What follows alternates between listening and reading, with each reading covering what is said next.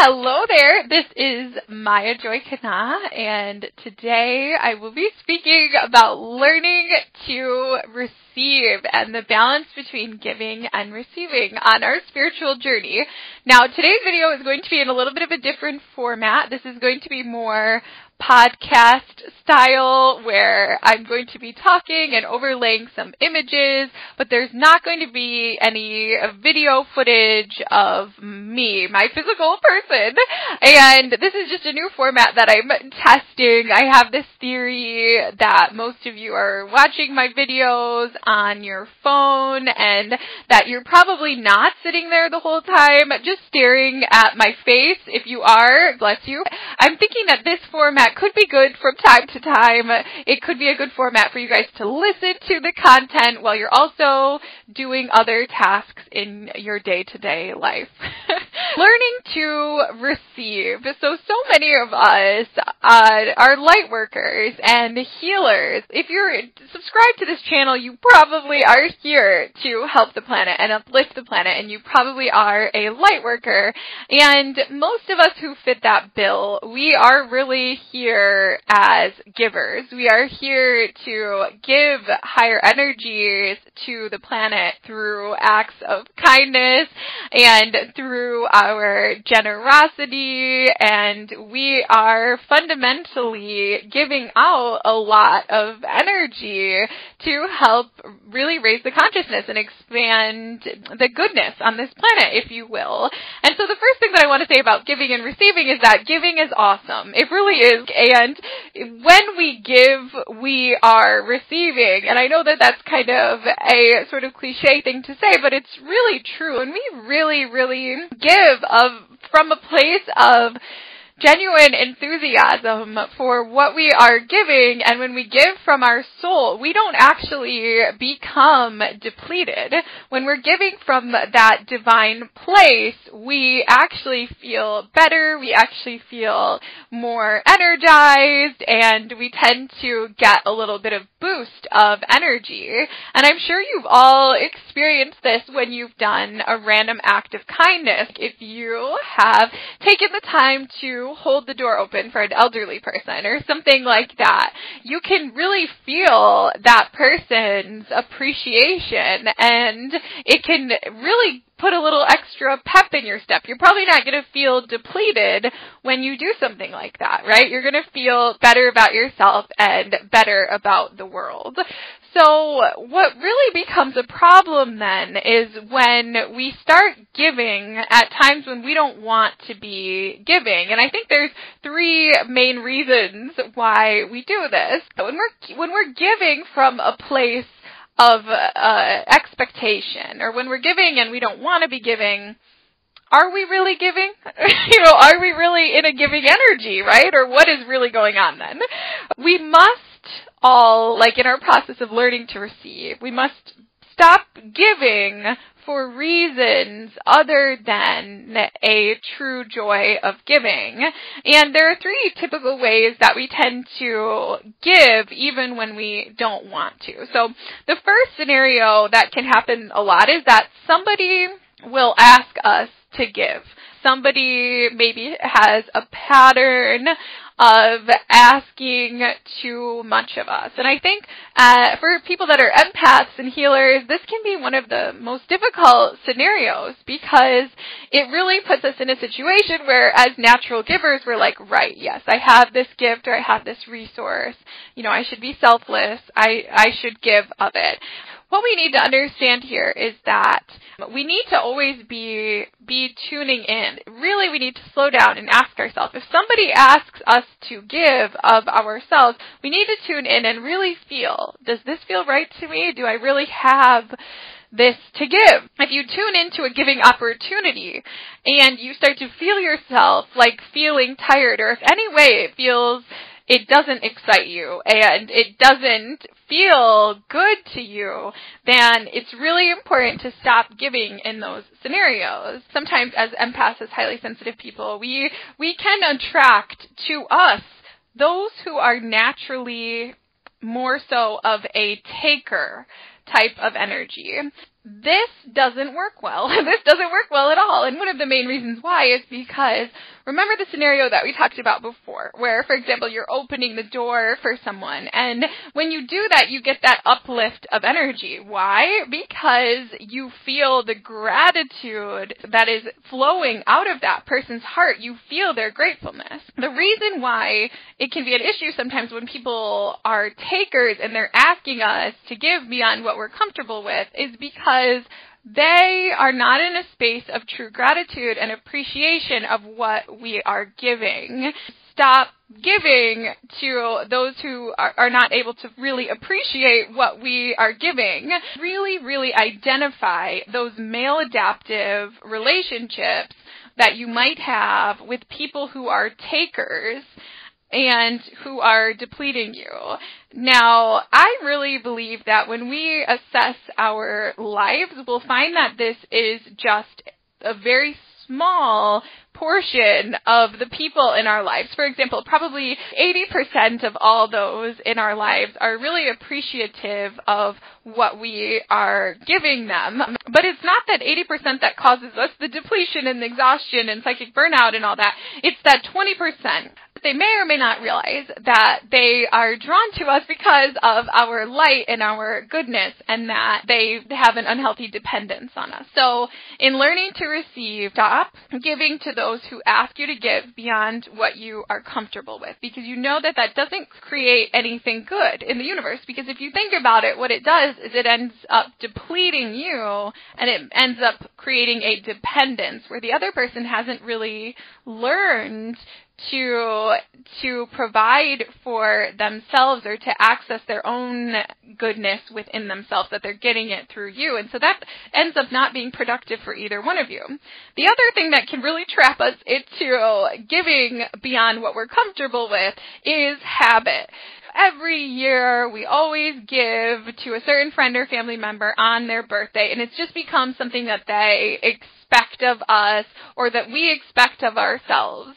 This also needs to be reeled in, and this was a big one, I think, for me on my own journey. I used to give a lot, especially material, a lot, and lots of gifts, and when I first started doing it, I really enjoyed it. I really thought it was fun, and I still do enjoy giving gifts. But over time, I started to feel like I had to do it all the time. I was about 20 or 21 when I really started to self-reflect and think, is this really a good thing? If I feel resentment for doing this, is this really creating a positive energy? So we need to assess the areas in our life that are where we're giving out of habit. And again, I would ask, is this really true giving? Is it actually a giving energy that's being expressed when we're giving out of habit? Sometimes we can give of our time or energy to a certain person, again, out of habit. Maybe they're not even asking us to, but we're putting the pressure on ourselves. We're always there for that one friend or colleague, or whenever they're having a hard time, and we're just giving them loving energy. It's gotten to the point that we are the person that they call every time they're having a bad day, and it doesn't feel good anymore. In those cases, you have to give yourself permission to step away. And what you'll usually find when it comes to cases of overgiving that are related to habit is that if you just take a break and take a little time to replenish your energies, you'll probably feel re-inspired to give in some of those scenarios again, except in healthier ways. The following area where we can get really trapped in overgiving and get really depleted is when we are in a space of fear. And this often has to do with our own feelings of self-worth, where we become afraid that if we don't give, somebody isn't going to like us, or if we don't give, then we are not a good enough person. These are the very serious spiritual imbalances where we really have to ask ourselves, are we out of touch with the beauty of our soul? Giving is wonderful. Like I said, giving is awesome, and many of us are here to help give.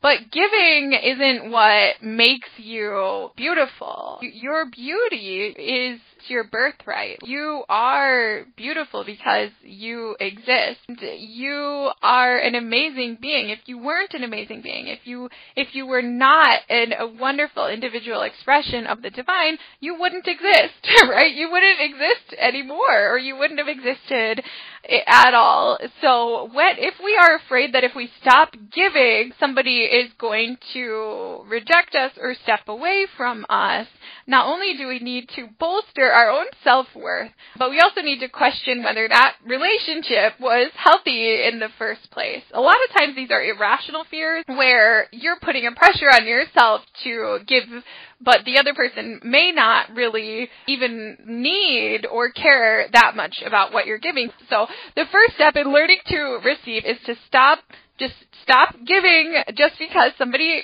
asks. Stop giving just out of habit because you always give, and stop giving from a place of fear. If you do just that, if you just stop giving when you don't want to give anymore, that will take care of most of the issue. You'll automatically be more calm and more receptive to receiving what you need, because believe it or not, one of the things that stops us from receiving is overgiving. To receive, we need to be still and we need to be trusting. But if we're always giving, like if we're always giving, then our energy is always occupied. It's not open to receive. Cut out that 20% that is taking and not appreciative of it. And that's something that we have to just do. Like, I wish I had something really profound to say, but sometimes you just have to, you just have to say no thank you to a person. You just have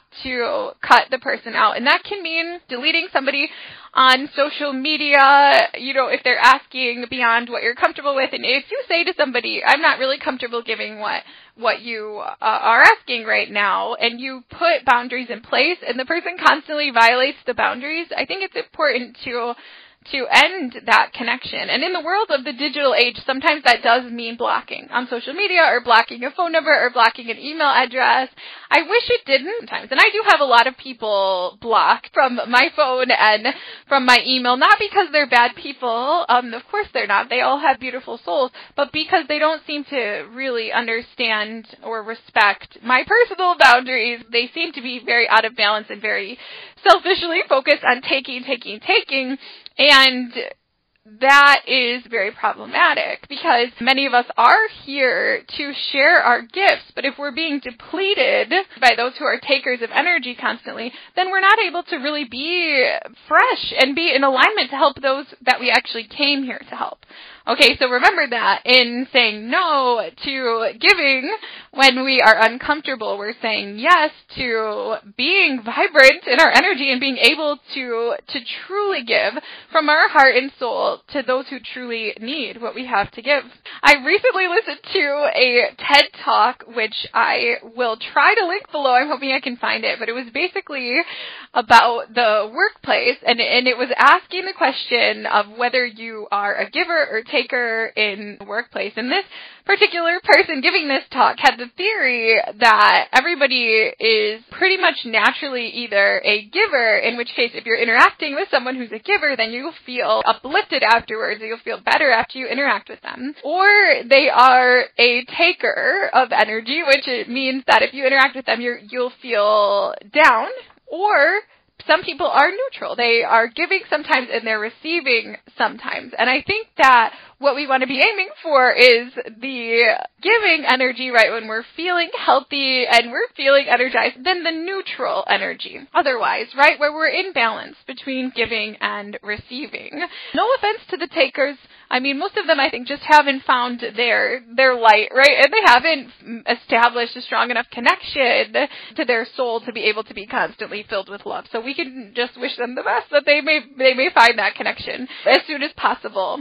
A lot of us have blocks to receiving because our identity is so wrapped up in being a helper, being a healer, or being a giver. And if this is the case for you, then it's really important to realize that when we step back for a while, then we are giving somebody else the opportunity to be a giver. Maybe you're always the one who opens the door. Try one time in learning to receive, not being that person, not being the one to be the giver. And what you'll typically see is that if you don't step in and give, that a lot of times somebody else will. And so if we're always the one giving, always the one doing that act of kindness, then we're not giving other people the opportunity, which in a way is a little bit selfish. In learning to receive, ask your spirit guides and angels to help you. If you feel like you are not able to receive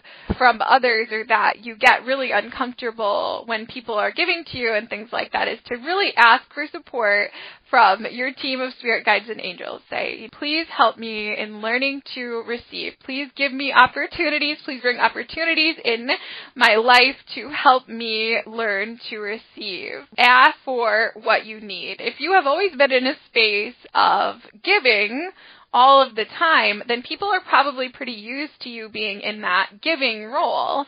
And if you're super, super magical, just the intention to learn to receive might open up opportunities for you to receive. But sometimes we do have to ask.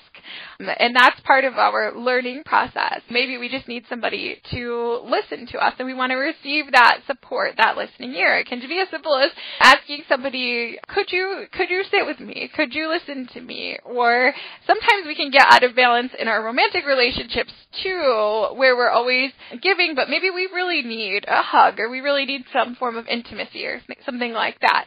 When learning to receive, it's important to challenge yourself to ask. And if you're not comfortable, some of us are not going to be comfortable at all asking another human being for what we need. If that's you, then ask the divine. Ask a higher power for what you need. Maybe you really, really need a good friend. Maybe you're always being a friend to everyone else, but you don't have any friends that are loyal to you. In a situation like that, you want to ask the divine to send you what you need. Receiving is all about stepping back and trusting that you will receive that which your heart is sincerely ready for, and that which you feel truly deserving of. I think it can be good to start small in your journey of learning to receive with something that you really feel that is possible. For example, maybe you've really been wanting somebody to see the best in you. Visualize somebody giving you an authentic compliment that helps you better understand who you are and see your own light. Visualize that. Ask the universe to make that happen, and step back and trust that it will happen. That's basically the process of learning to receive. And the other really important step is to have gratitude, to allow ourselves to feel gratitude when we do receive something that we really want. That shows to the universe that you appreciate and that you're alert and that you're ready to receive more. So you definitely want to express gratitude, even if it is the smallest thing. You know, for me, one thing that I really enjoy and appreciate is being in flow with life. Just feeling in flow, feeling like the days are just, that everything is just happening in synchronistic flow. And to me, that's a form of receiving. It's receiving a sort of tempo of life that matches the sort of highest rhythm that is occurring on the planet at this time. Anyway, in order to receive more of that, one of the things that I do is try to pay attention when it's coming in, and try to express gratitude and internal gratitude. And again, this will work in your interpersonal relationships with other people, but this also works in your relationship with spirit. And so I'll just say to my spirit guides, angels, thank you for giving me this feeling of flow, or thank you for helping me to achieve this feeling of divine timing, divine flow with life. Thank you. I'm very open to receiving more of this and expanding this.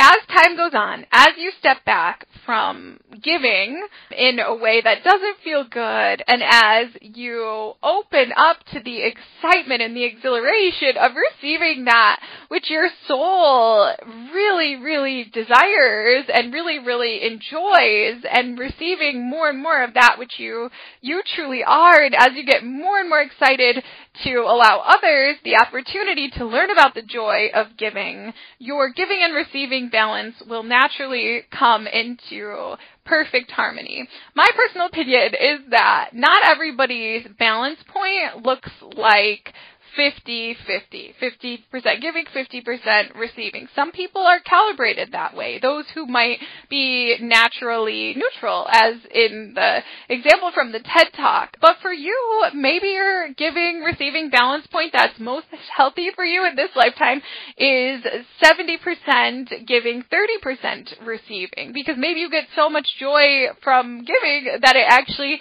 replenishes you, because maybe you're really good at natural giving and you're an awesome giver. My intention for all of you is that you can find that perfect harmony balance point between giving and receiving, and just that all of you may give yourself permission to let go of those forms of giving that feel a little icky, and just know that the more that you do so, the better and better and better and better that your life will get. So happy receiving to all of you, and namaste.